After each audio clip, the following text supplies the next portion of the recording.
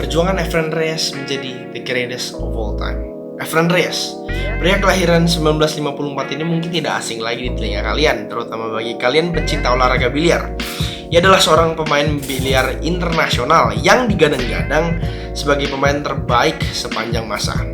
Pada kesempatan kali ini, saya akan menceritakan perjuangan Efren Reyes agar bisa menjadi juara.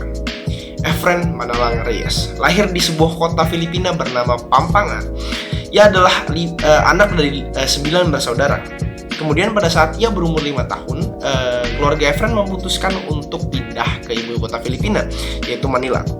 Sejak kecil hidup Efren sudah tergolong sulit. Ia hanya tinggal di rumah kecil tanpa listrik serta air bersih.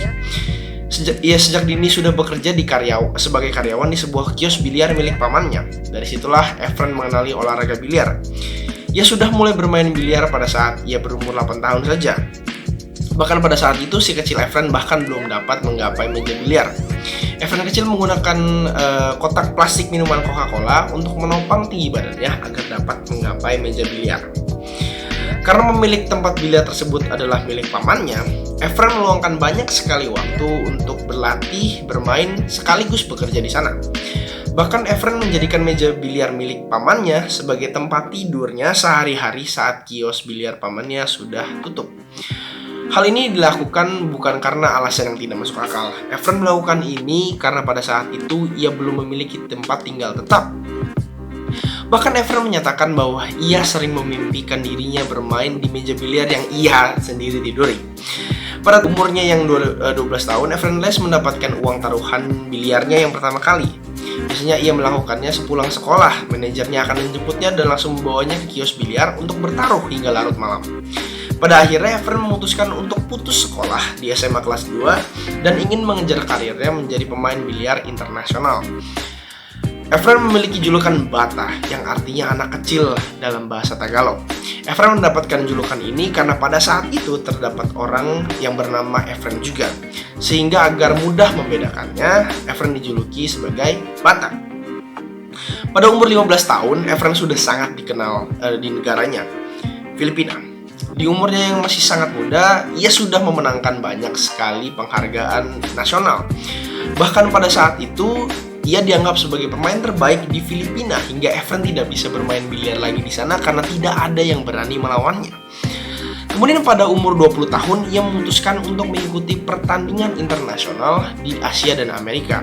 Pada awal karirnya di 1960-1970, Efren adalah pemain karung biliar. Karung biliar adalah permainan sejenis biliar yang sedang marak pada zaman itu.